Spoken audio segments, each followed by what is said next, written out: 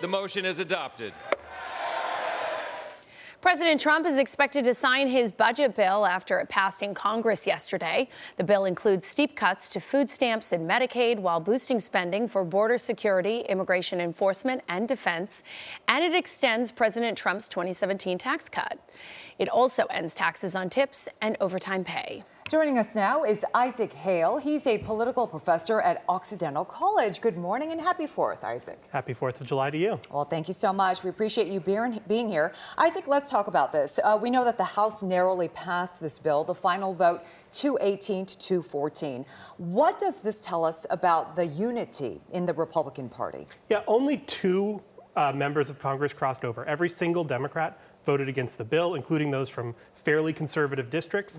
Only two Republicans crossed over, one coming from a swing district, one who objected to the bill for its deficit implications. But party unity is incredibly high. The Republican Party is incredibly unified around President Trump, and the Democratic Party incredibly unified in opposition to President Trump. We have seen a lot of backlash to this bill, and we did see two Republicans vote against it. How do you think the passage of this bill will impact the midterm elections next year? That's a great question. So polls show that the public is overwhelmingly opposed to this legislation.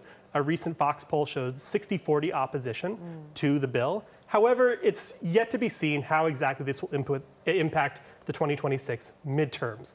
The 2017 Trump tax cut bill was also incredibly unpopular, but it wasn't super clear by the time 2018 rolled around how much that was at the forefront of voters' minds come the midterms.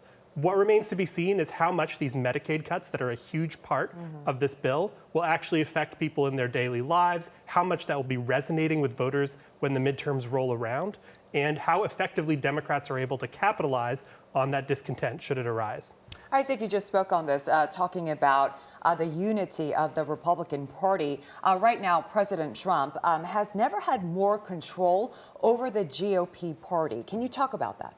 Yeah, so one thing that I think is really interesting is that in many ways, Donald Trump campaigned as a different kind of Republican. And you saw in 2016 that a lot of the Republican Party establishment was extremely concerned about this. You saw a lot of opposition to his candidacy.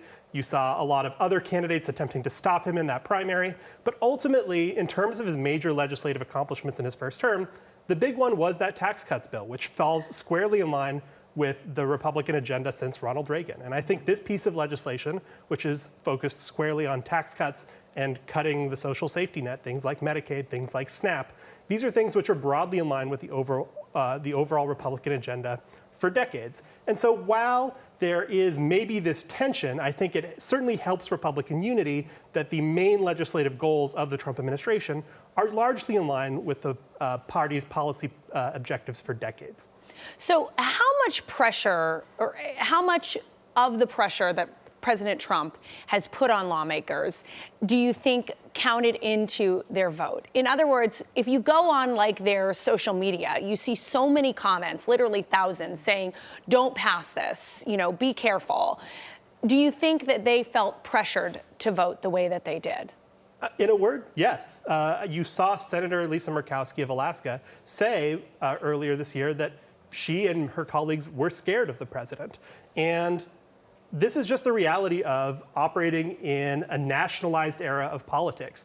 For most members of Congress, their voters don't even know who they are. If you ask Californians who their senators are, who their member of the House is, many of them will not know. They know who President Trump is. And so how the member of Congress is seen in relation to the president is hugely important for them winning a primary, hugely important for them, in some cases, winning the general election. And that can matter a lot more than the individual brand of that member of Congress. Right. Isaac Hale, professor at Occidental College, we thank you for joining us and sharing your insight and perspective this morning. Thank you for having me. Yeah, our pleasure. Thank you so much, and have a happy 4th of July. You too.